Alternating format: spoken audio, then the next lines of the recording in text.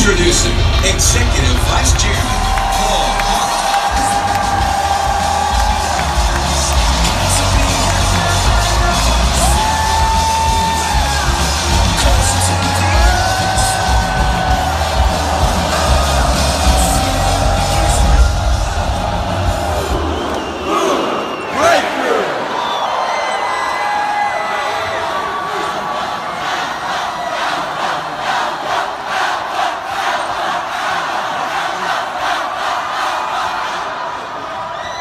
Thank you guys, thank you. Thank you everybody. Thank you WFG for giving me the privilege to speak. Thank you Team Alpha, our brand, our hierarchy. Thank you for Team Pinnacle, Team Legacy, and all the leaders. Hey, we're excited. How many people in here, this is a life-changing experience and you just kind of feel like this company was built for you, like you were born to do this. You didn't know it before you came here, but this is for you. That's what it's all about. When I came here 13 years ago, I was like, this company was built for people like us. I didn't even know you could talk like that from stage. We've seen all different cultures, all different ethnicities, all different languages, and the common theme here is we're all winning. And I just want to share with you guys a little bit about my story and then a couple of ideas on kind of what inspires us every single day. But I would tell you, all the leaders up here, nobody here is a self-made millionaire. We're all team-made millionaires. And how awesome is it to have success with your team and grow together and everybody has fun together. And like Eric Olson talked about last night, helping other people is going to help you get to where you want to go. But I remember my first job. I was 15 years old and I got my first job. I was excited. I was in the corporate system because I was told to go to school, get good grades, get a good job. And I go there and then all of a sudden you start to work and then you start to realize, is this all there is to life? And I'm 15 years old and I realized I got 50 more years of this. And a lot of people get institutionalized. You know, unfortunately, a lot of the people that was around that didn't have fathers in their life, I see them as good kids growing up. You know, we played baseball, we played basketball, we played football, and all of a sudden they went to prison based on the street life and based on the environment we were around, and they came out a different person. And the only word I can use is institutionalized. After a while of being free, you go into this 6x8 cell, and then all of a sudden you need somebody else to tell you what to do, when to do it, when you can take a shower, when you can take a vacation, what you can wear, what you can't wear. And I started realizing as I became a recruiter in WFG that the corporate system institutionalizes people. There was a day when we were born thinking big, but the world conditions us to think small. Have you ever met a 7, 8, 9-year-old child who thinks small? But then all of a sudden, one day they're 37 years old and you ask them what their goals are and they say, I don't know, I don't need much, I just want to pay my bills. Get that out of your mouth. What do you mean you just want to pay your bills? We're here to become wealthy so we can give to other people. This is not about us. We got to start to realize this is not about us. Once I started realizing that thinking about me and paying my own bills was a very selfish thought, I started realizing I got to keep on going because it's not about me, it's about creating generational wealth. And there's beautiful kids in other countries that don't even have a well of water to drink from. They don't have healthy food. And I'm going to sit here and worry about keeping my cable bill paid and I can't get after this thing to give to other beautiful families. This isn't just about us, guys. I hope you realize that at this convention. And I didn't sign up for that. And I think we got a lot of different cultures here, but I just want to bring you into the first form of labor in America was forced labor. And it was called slavery. You understand what I'm saying? And I looked at hundreds and hundreds of years of my family and my ancestors, and we're still at square one. After all these generations, and this one company gave me a chance after one lifetime to go build generational wealth that hundreds and hundreds of years my ancestors couldn't even do. And I'm not going to sacrifice that and take it for granted. And you know what I started to realize?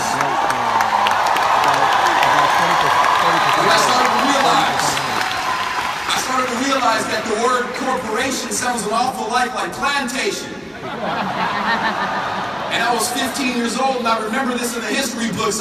The word salary sounds an awful lot like slavery. They pay the position, not the person.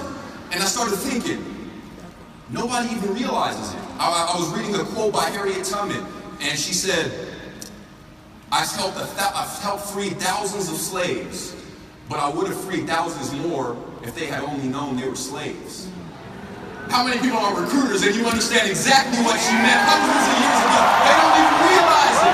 They don't even realize it. We get it though. We understand. The secret to slavery was to not let people even know that they were slaves. So they'll keep on doing it and they'll raise the next generation to do it over and over again. And then we see these employees and they're getting paid less than what they're worth because you will never make what you're worth at a job just over broke, a jail operating as a business. It's the corporate prison system.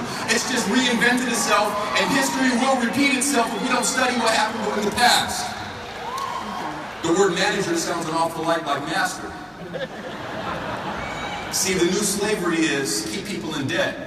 I started to realize as I was going to school, they were turning me into a revenue system for the internal revenue system. I was a tax generator. And then I go to a corporation and I buy products that I don't even need. And then we find these precious families at 65, 70 years old with their pockets inside out. They made millions of dollars, made $1 million or so, 1.5 in their whole lifetime, and have absolutely nothing to show for it.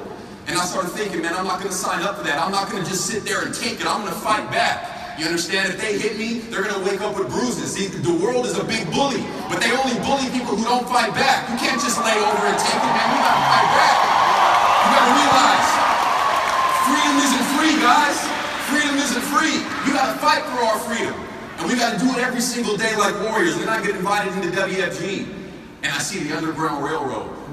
And I see Charlie A, and I see Hart, and I see Ed Milet, and that's the Denmark Vesey, that's the Nat Turner, that's the Sojourner Truth, that's the Harriet Tubman. I started to realize we're building the Underground Railroad to set all these captives that don't even know they're captive. We're here to set them free.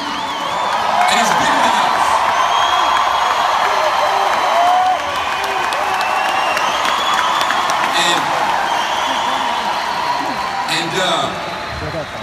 And I come in and I didn't know anything about what they said. I was living with my dad, I was 24 years old, I was broke, and I heard the term 401k get tossed around and thought it was a marathon. I didn't know what a 401k was. Didn't know anything. I didn't even have a bank account when I come to the meeting. I didn't even know how to tie a tie. I heard them throw around the word mutual fund, and I thought mutual fund was something you did with your girl on the weekends. I didn't know what it was. I signed up for that though. I hear them say the word stud. And I can only imagine if I went to my neighborhood and called one of my friends studs. We about to be fighting. You don't just call somebody a stud where I come from, man. You about to be fighting. I hear them say awesome, and I thought, awesome? I've never used that word a day in my life. I see high fives, you know, we used to give dap, and I'm giving high fives, and I'm like, this is kind of weird, but I don't know. I hear the term, I come here and I hear the term, you got to sell out. And as a black person, you realize we're not supposed to sell out, right? I'm like, everything here. It feels good, but I don't know what they're saying right now. And then eventually a week goes by, 2 weeks goes by, and you're like, man, call me a stud, man. Tell me I'm awesome. Just give me a call, man. I'm gonna sell out to this thing. And then WFG becomes who you are. And WFG, guys, is like, you ever go to a fairground where they have those mirrors, and if you're kind of big and stocky, it makes you look long, you know, tall and lanky? Or if you're tall and lanky, you can go to a mirror and it makes you look thick and stocky. You ever been to one of those fairgrounds? Right? Well, that's not WFG. All right, WFG is in the hotel room, where like a woman's compact, where you turn that mirror around in the hotel room and it shows you every imperfection, every single pore, every bit of acne. So you're about to find out about yourself in WFG. WFG is about to break you down, and then we're going to build you up to be the leader you're supposed to be. I'm a product of our leadership. Man, I feel so privileged that I seize the opportunity. So many people see it, but so few people seize it. And you guys were all here. It's not what you look at, it's what you see. And I came to that BPM and I said, I'm about to change my life here. And I started realizing, man, this company, it's a tough business, guys. All the people that are up here that are successful, man, we had to pay the price. There is no rollbacks in WFG. You understand the price? There is no Black Friday. It's all up front, it's all full, but you will reap what you sow. And you will reap in multiples of what you sow, but you also got to know you reap in a different season than when you sow. And the income we're getting paid right now came from seeds that we planted 3 years ago, 5 years ago, 10 years ago. We're still milking what happened 13 years ago when I signed my AMA. A lot of people ask, did you ever think about quitting? And I said, where else am I going to go? I got nowhere else to go. I'm at rock bottom. Can you fall off the floor? So I don't got anywhere else to go. See, it was my naivete.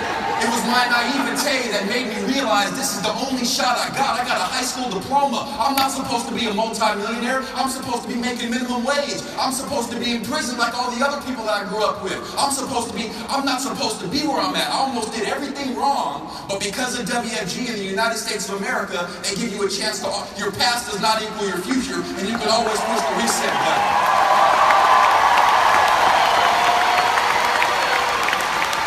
I started to realize, guys, this is a crusade. This is a crusade. And a crusade, by definition, is a war. You understand? And what do we call to war? We call warriors to war. So when we go back, they got to see a different you. You can't be the same you that came here before convention, or else you're not going to get anybody to believe you. See, when you believe, you will be believed. You don't got to worry about getting anybody to believe you. You believe. See, when you're convinced, if a convinced person speaks, you become convincing. You don't need to worry about convincing anybody else. When you go back home, let them see a different version of you. You're walking faster, you're talking faster, you're going in the right direction. And everybody's going to laugh at you because in a movement, number one, everybody's ridiculed. They don't even call it a business, they call it a thing. Are you still doing that? You got to go to meetings every Wednesday and every Tuesday. And you still going to all those meetings? Yeah, I'm going to meetings. Are you still going to the plantation Monday through Friday? With no ownership? See, when you're right when you go in, if you got truth on your side, and you're right when you go in, it doesn't matter what they say. You still got truth on your side, and you're right when you come out. You understand? We're doing what's right. And this reminds me of the civil rights movement, and it reminds me of a lot of people. Back then we called them haters. Nowadays we have trolls. But we're going to win in spite of the trolls. We're going to win in spite of what everybody says. And then after that, it becomes strongly opposed. You never see your kids anymore. How come you're not with your family? All you do is work. Money isn't everything. You know, money can't make you happy. Has anybody heard you say that? As almost they're insinuating that poverty makes you happy. Yes, happiness is a choice, but I want to be happy and rich versus happy and poor. Go to the ghetto and look at the look on people's faces, and then go to the suburbs and see how people look. Even the dogs in the ghetto were mad at you, man. Get me out of here. And then you go to the suburbs and they put t-shirts on their dogs and walking around. I'm like, what the heck is that, right? You old buff dudes walking with little dogs and stuff. Hey. And then the last one, like Monty Holmes said, it's accepted as truth. We always knew you could do it, man. Oh, man, this is the successful person of the family. Isn't it funny, by no offense, when you join WFG, like I said, they call it a thing. But if you own, say, a liquor store, you're selling diabetes, cirrhosis of the liver, lung cancer, and lottery tickets, you're a business owner. And they would tell you, hey, this is the successful person of the family, but we're taking care of widows and orphans, and nobody even knows that what we do is so awesome. It says it in the scriptures we're supposed to take care of widows and orphans. And, you know, I just wanted to, just a piece of my heart, no pun intended. I don't got no PowerPoint, you know? I guess this is the PowerPoint, I don't know, hey, I just want to tell you a quick story, and it's called The Christian in the Flood. You know, there was a town with torrential rain, and the town was going under, and it was flooding, and there was a last family that was on the roof, and it was a man on the roof, and a fishing boat comes by and says, the whole town's going under, get in the boat. And he says, oh, ye of little faith, God will take care of me. And then another boat comes by, and he says, the whole town is going under, get in the boat. And he says, oh, ye of no faith, God will take care of me. And then the next boat comes by, and then he passes up on it, he goes to heaven, and he sees God, and he says, God, why didn't you take care of me? And he says, who do you think set the boat 3 times, you dummy? My question, who do you think put you in this room to experience the convention for the past 3 days? We're here for a